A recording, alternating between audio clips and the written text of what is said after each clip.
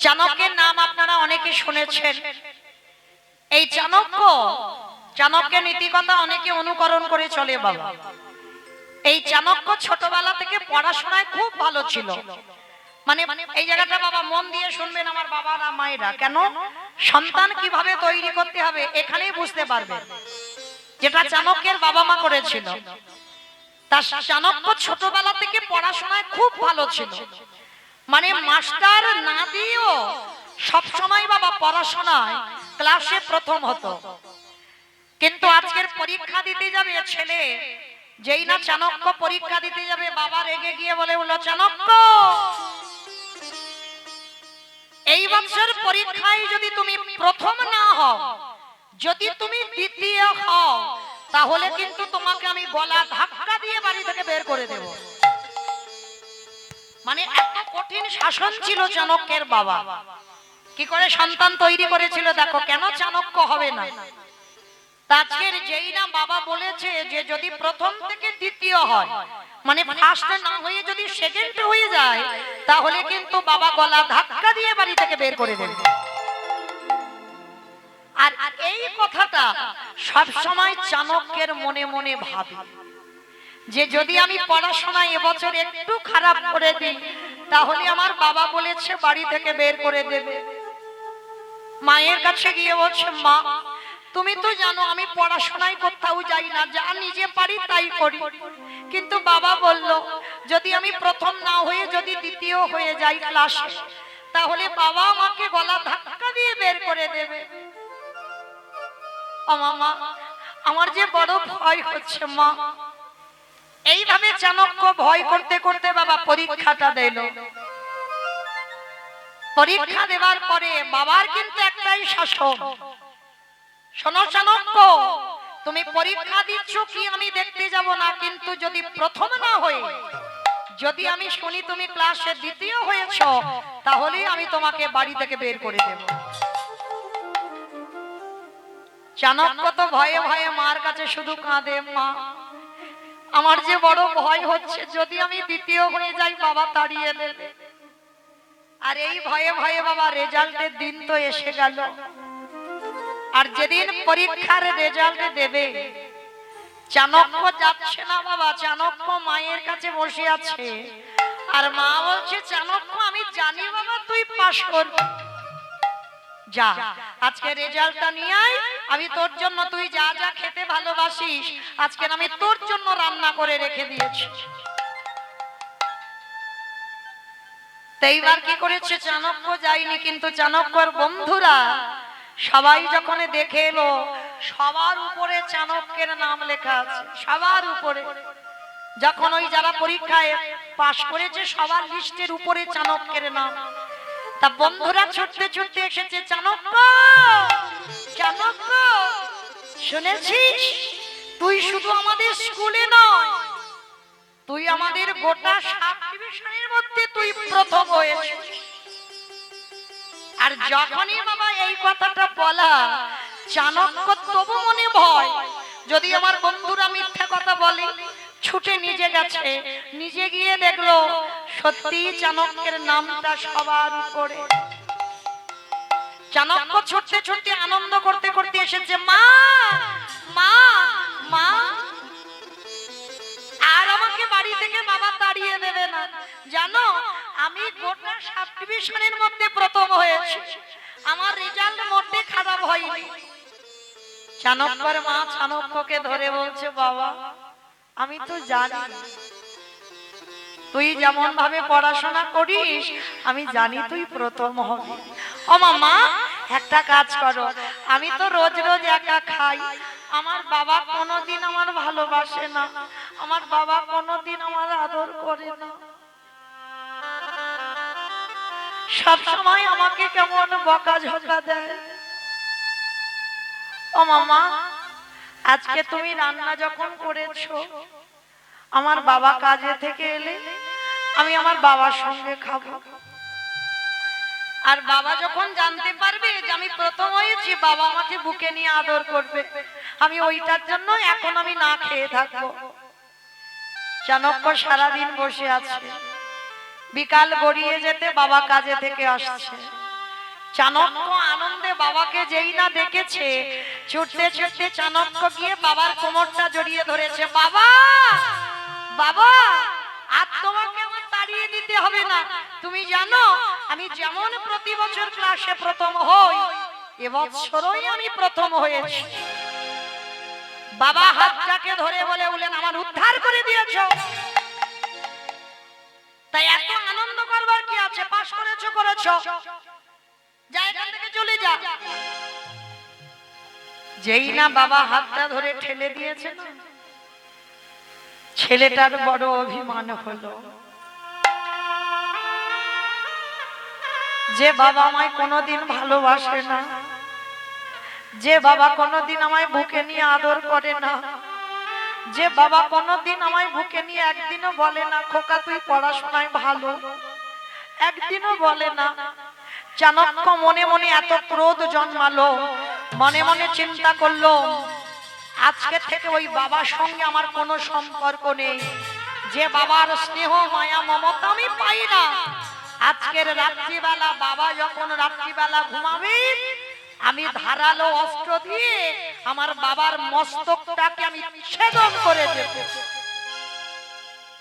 মানে এমন জেদ জন্মে গেছে চাণক্যর মনে। চাণক্য সারাদিন আর বাড়িতে এলো না। চাণক্যর মা মনে মনে ভাবছে, দেখেছো স্বামী এমন ভাবে বকাঝকা দিল, ছেলেটা সারাদিন খেতে আসছে না। স্বামী গো, তুমি দেখো না ছেলেটা কোথায় গেল। চুপ করো। পেটে যখন জ্বালা বাঁধবে ঠিক ঘরে চলে আসবে, অত আদিক্ষেতা করার কিচ্ছু নেই। পেটে জ্বালা বাঁধেনি তাই আসেনি। কিন্তু মা তো স্বামীর মুখের উপরে কিছু কথা বলতে পারে না। আর চাণক্যর বাবা সব সময় কঠিন শাসক, স্ত্রীও ভয় পায়, চাণক্য ভয় পায়। কিন্তু আজকের এই ভয়ে চাণক্যের জেদ জন্মে গেল, ওই বাবার মস্তক আমি কেটে দুটুকরো করব। ওই রকম বাবা আমার লাগবে না। যে বাবা আমায় ভালোবাসে না, ও বাবা আমার দরকার নেই। চাণক্য সারাদিন বাবা যেখানে ওই অস্ত্র শস্ত্র তৈরি হয়, কামারশালে গিয়ে বড় একটা ধারালো চকচকে অস্ত্র তৈরি করেছে। বাবা ছেলেকে ভালোবাসে না বলে হত্যা করবে, হরিবল। আর অস্ত্রটা নিয়ে আছে। বিকাল গড়িয়ে গেল, সন্ধ্যা গড়িয়ে গেল, রাত হয়ে গেল, ছেলে বাড়িতে আসে না। চাণক্যর বাবা মা দুইজনে ঘুমিয়ে আছে খাটিয়ার উপরে। আর ঘুমিয়ে ঘুমিয়ে চাণক্যর মা বলছে, স্বামী তুমি এত নিষ্ঠুর কেন গো? ছেলেটা পরীক্ষায় এত ভালো রেজাল্ট করলো, একটু ভালোবাসা দিলে না, অভিমান করে ছেলেটা চলে গেল বাড়ি থেকে। আবার কথা বলে, চুপ করে ওখানে মুখ বুজিয়ে ঘুমাও, কথা কাল সকালবেলা বলবে। স্ত্রী ভয়ে পড়ে চুপচাপ আছে। রাত গড়িয়ে গেল, ভোর হব হব। হঠাৎ বাবা সেই দিনটা ছিল পূর্ণিমা। আর ওই পূর্ণিমার চাঁদ উঠেছে না, গরিবের কুড়ে ঘর তো, জানালা দিয়ে চাঁদের আলোটা ওই কুড়ে ঘরেতে পড়েছে। চাণক্যর মা বলছে, স্বামী তুমি দেখতে পাচ্ছ আমাদের কুড়ে ঘরটায় কিরকম চাঁদের আলো পড়েছে। চাঁদের আলো পড়ে আমাদের অন্ধকার ঘরটা যেন আলো হয়ে গেল। আর যেই না ওই চাণক্যর মা কথাটা বলা, আর চাণক্যের বাবা ধরে রাখতে পারে। এইবার মনের ভিতরে যা ছিল প্রকাশ হয়ে গেছে। গিন্নি তুমি কি জানো না,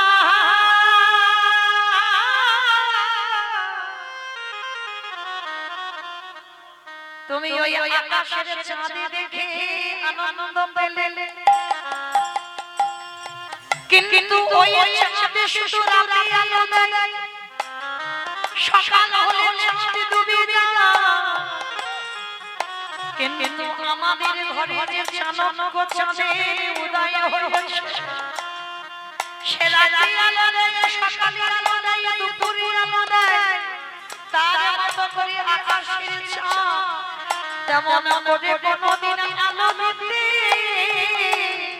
পারে না। ওগো গিন্নি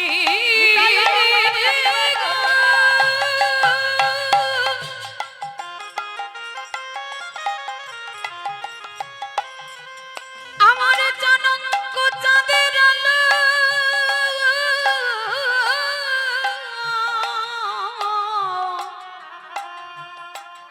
সে যে ভাঙা ঘাড়ি আমার চাঁদি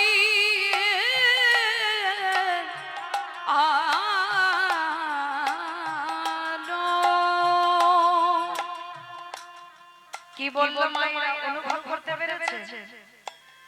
মা বললো আকাশের চাঁদ আমার কুড়ে ঘর আলো করলো, আর চাণক্যের বাবা বললো গিন্নি আকাশের চাঁদ দেখে তুমি আনন্দ উপভোগ করছো, আর আমার ঘরে যে চাঁদ উঠেছে তুমি দেখতে পাচ্ছ না। বলে স্বামী বুঝলাম না তোমার কথা। আর চাণক্য তো দরজার ধারে দাঁড়িয়ে আছে, বাবা মা ঘুমালেই আজকে রাত্রিবেলা বাবার মাথাটা অস্ত্র দিয়ে কেটে দুটুকরো করবে। আর সেই সময় চাণক্য শুনতে পাচ্ছে বাবা বলছে গিন্নি তুমি জানো না আমার ভালোবাসাটা আমি প্রকাশ করি না। আমি যদি চাণক্যকে তোমার মতো করে ভালোবাসতাম তাহলে তুমি কি জানো আমার চাণক্য আজকের এইভাবে কি পরীক্ষায় ফার্স্ট হতে পারত? কারণ তুমি আদরে দিতে আমি আদরে দিতাম, আর দুজনের আদরে কি আমার চাণক্য এইভাবে দাঁড়াতো? জানো গিন্নি আমি যখন রাস্তা দিয়ে যাই আমাকে সবাই বলে ওই যাচ্ছে চাণক্যর বাবা। যখন বলে না আমার হৃদয়টা কেঁপে ওঠে, আমি দাঁড়িয়ে দাঁড়িয়ে কাঁদি। আমার ছেলের ওই সুনামটা শ্রবণ করি, কিন্তু আমার ছেলেকে এ জীবনে আমি বুঝতে দিই না। কেন জানো গিন্নি? আমি যদি আমার ভালোবাসাটা প্রকাশ করে দিই তাহলে আমার এই চাণক্য তৈরি হতো না। ও মায়েরা, অনেক অনেক বাবা মা আছে না, ছেলে পড়াশোনায় যদি ভালো হয়, ছেলে যদি রেজাল্ট ভালো করে, বাবা মা আনন্দে কাঁদে। তবে বাবা সে কান্নাটা দুঃখের কান্না নয়, সেটা আনন্দের কান্না। তো আজকে সেই চাণক্য যখনই দরজা দিয়ে শুনেছে হাতে থেকে অস্ত্রটা পড়ে গেছে, আমার বাবার প্রেম আমার বাবার ভালোবাসাটা এতদিন আমি বুঝতে পারিনি। ওই চাণক্য আমার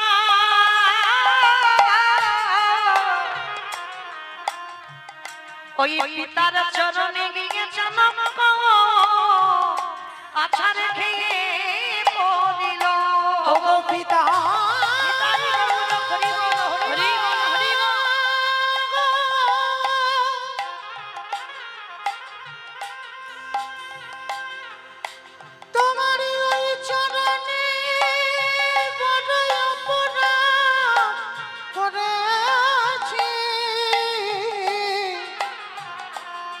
তুমি যদি পারো না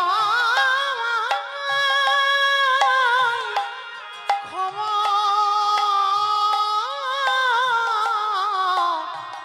ক্ষমা করে দিও। বাবা চাণক্যকে বুকে ধরে বলল খোকারে, আমি যদি তোর মায়ের মতো তোরে ভালোবাসতাম, তুই যদি জানতে পারতিস আমার বাবা ও মায়ের মতো ভালোবাসে, তাহলে বলে মা, তাহলে তুই কি আমার এই জগতে চাণক্য হয়ে দেখাতে পারতি? জগতে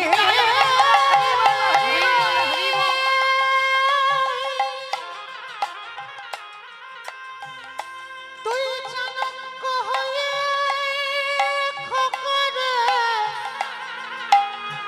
তুই চাণক্য হয়ে দেখাতে পারিস। আস্তে। এইবার সেই চাণক্য চরিত্র শ্রবণ করে মায়েরা আপনারা আমরা কি বুঝলাম? ভালোবাসো।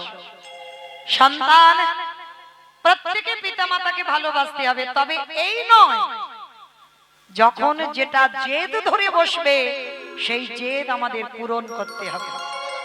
আর যদি এইভাবেই তুমি চলতে থাকো তাহলে বাবা সন্তান যদি একবার মাথায় চড়ে বসে তাহলে সেই সন্তানকে আর মাথা থেকে নামাতে পারবে না। নিতাই গৌর প্রেমানন্দে। হরি বল, হরি বল। কিন্তু আজকের লীলায় ও মাইরা লীলাতে কোথায় ছিলাম? হয় দেখো নাকি স্কুল ঘরে ছিলাম। বেশ, রোহিতাস। তো আজকের সেই রোহিতাসের আগের জন্মের ঘটনায় ছিলাম, রোহিতাসে ছিলাম না। তো আজকে সেই ছেলেটা মা বাবা মা দুজনেই চলে গেল। যে বুড়ি মা আনলো দেখতে দেখতে আজকে ছেলেটার বয়স হলো 5 বছর। আর 5 বছরের ছেলে আজকের কি করেছে জানো মা? এই 5 বছরের ছেলেটা হঠাৎ দৈব দুর্ঘটনায় যে মা মানুষ করছিল ওই মায়ে 3 দিনের জ্বরে দৈব দুর্ঘটনায় মায়ের মৃত্যু হয়ে গেল। কত পরীক্ষা দিতে হচ্ছে দেখো একজন ভক্তকে। যে মা মানুষ করলো তাকেও চলে যেতে হলো। আর যখনই মৃত্যু হয়ে গেল একা হয়ে গেল। ছোট্ট ছেলেটা যার বাড়িতে যায় দুটো খাবার জন্য সে দূর দূর করে তাড়িয়ে দেয়। সে দেখার সঙ্গে সঙ্গে বলে দেয়, এই ছেলে, জন্মের আগে বাবাকে খেলি, জন্ম নিয়ে মাকে খেলি, আবার যে বুড়ি মা মানুষ করলো তাকেও তুই খেলি। কেউ দেব না ওকে খেতে, বেরিয়ে যা, এক্ষুনি দূর হয়ে যা বাড়ি থেকে। 3 দিন হয়ে গেল ওই ছোট্ট 5 বছরের বালক কিছু খায়নি। ও মায়েরা, আমরা একদিন উপবাস করলে আমাদের কত কষ্ট হয়। আর কোন সন্তান যদি বাবা 3 দিন উপবাসে থাকে তাহলে তার না জানি কত কষ্ট হয়। তা আজকের সেই ছোট্ট ছেলেটা 3 দিন 3 রাত কিছু খায়নি। বসে বসে গাছতলায় কাঁদে আর বলে, দয়াময়, আমি যদি একবার জানতে পারতাম তোমারে ভালোবাসলে তার এই দশা হয়, আমি কোনদিন তোমারে ভালোবাসতাম। দয়াময়,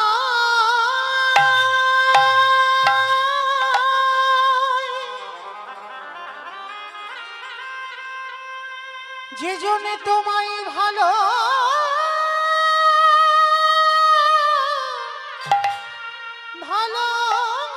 ভালোবাসে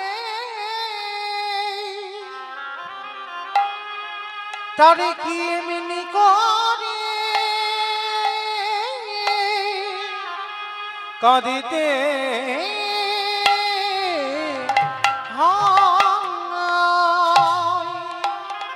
নয়ন জলে বুক ভাসিয়ে কাঁদছে।